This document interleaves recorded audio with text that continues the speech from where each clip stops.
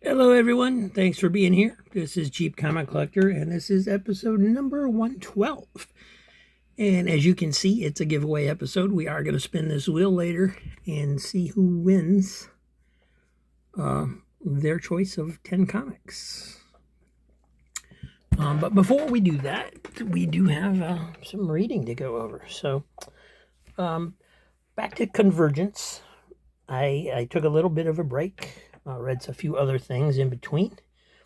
And now I'm getting back into the Convergence issues. So this is Convergence Justice League number 1 and number 2. And this is no Justice League I've ever seen. So I don't know if they're actually from somewhere or what. But it's basically an all-female squad of Justice League. And I believe this is Supergirl, and Josie Quick is about to give birth. And it's kind of hard to tell because they don't really go by their names. So, and then Zatanna, Gypsy, and Jade show up. And of course, they're under the dome, so they have no powers. Or actually, they had powers because Zatanna poofed them into the hospital. So I guess this was before, and then it shifts to, then it shifts to 1 year later. And they are powerless, but still, basically powerful women who are standing up for themselves and so on and so forth, and everyone else. And then Mara is there also. She's feeling sad because she's Mrs. Aquaman. And then, the dude shows up that issues the challenge where they have to fight another people from another city. And it turns out it's actually Aquaman is going to be the one they have to fight. So it goes on from there. The art is okay. The story is okay. It's just starting to get a little repetitive with the whole dome thing. The writer for this one was... What the heck does that say? Frank? Does it say Frank or Frank? Looks like Frank. It's got to be Frank. They're just getting fancy with their lettering. Frank Thierry, art by Vicente. I can't read that. Whoever did the lettering is an idiot. So anyway, Aquaman shows up. He wants to capture Mara because he's lost his Mara, and it's kind of a cool panel when this guy shows up, but Supergirl just punches him away. And then it continues into the next issue, basically. Aquaman captures Mara, and they try to rescue her, and that's and Josie Quick is here in the next one. Of course, they have their powers back now because of the challenge was issued, and so they're under the sea trying to rescue Mara from Arthur, and Ocean Master shows up, and it's all a ruse where they think they're battling Aquaman, but it's actually Ocean Master. And then Aquaman is actually back protecting Mara. So when Vixen shows up, he battles her. Vixen is basically winning because she keeps using animal abilities from the ocean, but then Aquaman realizes he can control her because she's tapping into the animal's abilities. So, and then, so they all get captured, and then Mara plays up to Aquaman in order to, Supergirl comes in first and basically almost takes out Aquaman, but he ends up that he has a kryptonite trident to use against her. And so then Mara, kind of makes out with Aquaman a little bit so that she can shish kebab him, and that's the end. So it was no happy endings there, man. That was the end. Next up, we have Josie and the Pussycats, number 86 from 1975. Not real familiar with Josie and the Pussycats. I know they're a rock band in the Archie universe. And they also have this ad strip for Hugo, which was a puppet that came with disguises, if I remember correctly. I didn't have one, but I remember seeing advertisements for it. And anyway, so the stories in Josie and the Pussycats are pretty simple. None of these revolve around them being an actual band. Most of them revolve around the dumb blonde girl, Melody. And it's just kind of typical stuff. This guy is the conceited rich guy. And he's showing off his dad's valuable coin to Melody. And then believes that she's lost it down the drain, so he goes crawling into the sewer and gets all messed up and nasty, and then she didn't drop the coin, she dropped something else, and which I kind of saw coming, but and then there's a little Jinx half page here that just didn't make any sense at all to me. I guess the humor of the 70s and 60s maybe was lost on me a little bit. Some of these, especially one-page stories and stuff, like the ones from Richie Rich, the previous What Am I Reading episode, and then this one, I just don't understand some of the gags. They don't make sense. But anyway, in this one, Melody believes she has musical talent on a piccolo or whatever that is, and so they're trying to dissuade her from playing it, and it's a lot of wisecracks. It's a lot of the humor in the stories are a lot of like wisecracks, like you'd see with Reggie in an Archie story, and then the other one, Melody realizes that she's dumb, so she's upset at how dumb she is. And so the girls are going to try and cheer her up, but of course the guys are already all gathered around to try and cheer her up, so they decide maybe she's not so dumb after all. And there's a Dear Josie column where supposedly readers are writing in for advice, but honestly they kind of read like they were made up questions by the editors. And then the last story is they get upset because they see these three guys hanging out and they think they're going to get catcalled and stuff by the guys. And then basically they're insulted when they don't. And it's just kind of a screwy story. On the back, you've got an Archie ad for Hostess Fruit Pies, where Veronica lures Archie with Hostess Fruit Pies because he's interested in another girl. So, and then Incredible Hulk, number 286 from 1983. So, you got this cover here. Kind of a neat cover.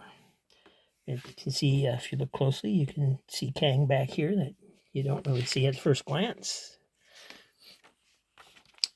And then this was actually based on a Harlan Ellison story that's not credited in this issue. I read it on Grand Comics Database when I was looking the issue up to see who did the cover. So the cover was signed by Anderson, and I was like, who the only Anderson I could think of was Murphy Anderson, and I'm like, I don't recall ever hearing of Murphy Anderson working for Marvel, and it wasn't Murphy Anderson, it was another Anderson, and now I don't remember what his name was. Maybe Brent Anderson, something like that. I don't remember. But Anyway, it starts out with this guy in the future who's getting kind of odd messages over his helmet that he's supposed to be at war and he's supposed to kill the enemy. And it goes on for a little while with that. And then it changes to Bruce Banner, who is now free of his Hulk identity and is basically a research scientist studying gamma rays in outer space. And then there's a gamma ray accident, and he has to turn into the Hulk to save himself, so he's basically the Hulk with Banner's intelligence, so he can change at will. And I'm not sure when or how that happened, but that's where he is. The storyline did a really nice...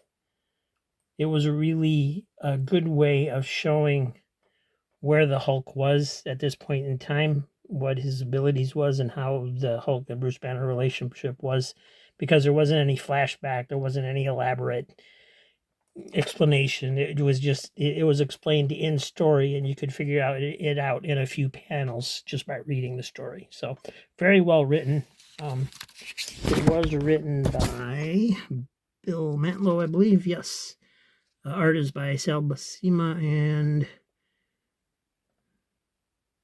Kim DeMolder did the inks. So anyway, this guy arrives through the gamma beam somehow from the future and still getting his instructions to destroy. So he's trying to kill the Hulk, and the Hulk captures him, and then he gets away and gets his weapon back, and then they get beamed.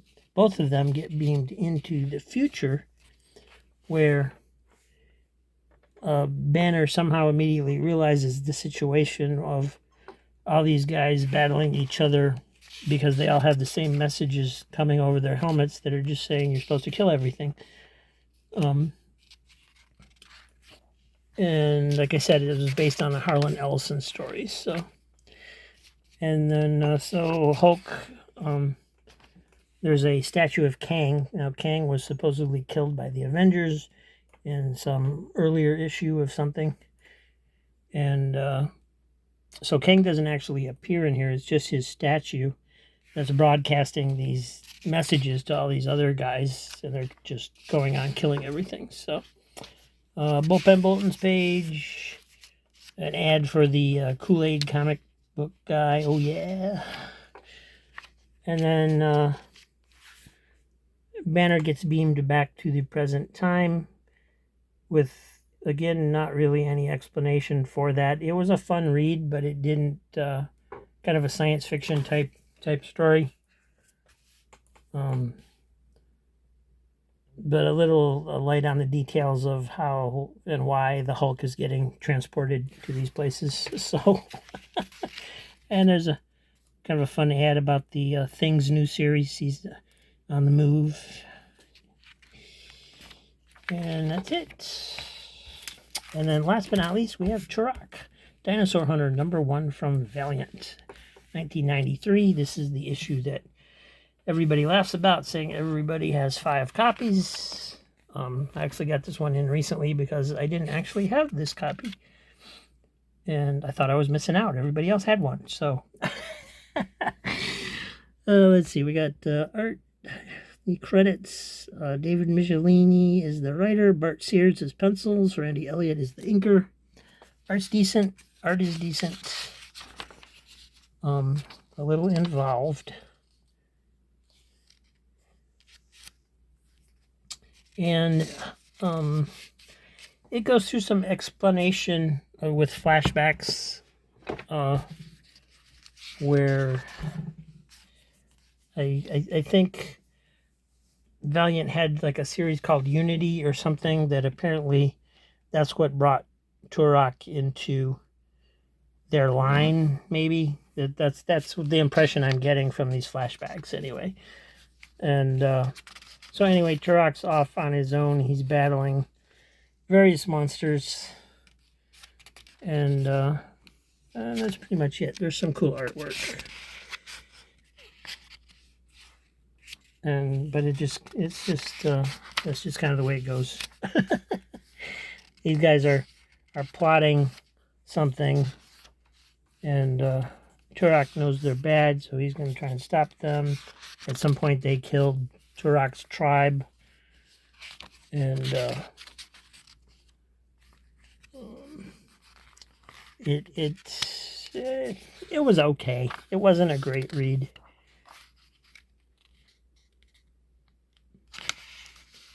And that was the end of it. So, you know, it's a number one. It kind of sets up the rest of the series, I guess, is what it does. Incredible Hulk was a good read, even though it didn't make a lot of sense.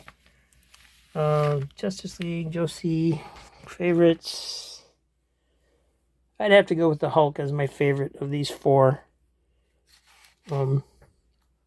That was the only one that was actually pretty good. So the rest were they were okay for what they were, but nothing special.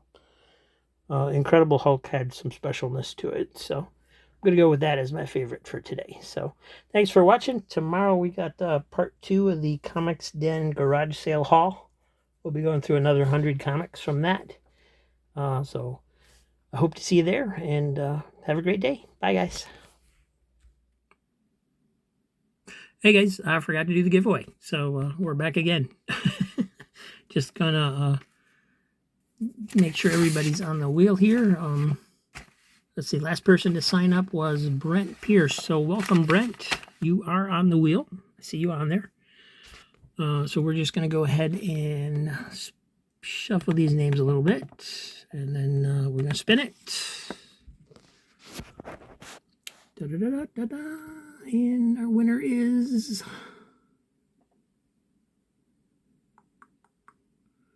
Caleb. Caleb, there's a name I have not seen in a while. From San Diego, California. Alrighty, Caleb. You're today's winner, so you're going to be getting some books in the mail. Thanks for subscribing. I'm guessing you haven't watched lately, since I do not have a list from you of books, so I'll send a couple books to you anyway, and hope you're doing well. So thanks for watching, guys. We'll see you tomorrow.